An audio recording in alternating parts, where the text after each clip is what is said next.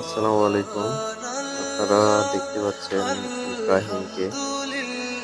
ইব্রাহিম মধুর বোতল খোলার চেষ্টা করছে। মধু খেতে চাই। আমাদের এখানে অনেকগুলো ফ্লেভারের মধু রয়েছে। অরিজিনাল মধু, কালো জিরা ফুলের মধু, সরিষা ফুলের মধু, তারপরে হচ্ছে সুন্দরবনের মিশ্র মধু, যেটা বিভিন্ন ফুল থেকে তৈরি, সেই মধুটা পাবেন।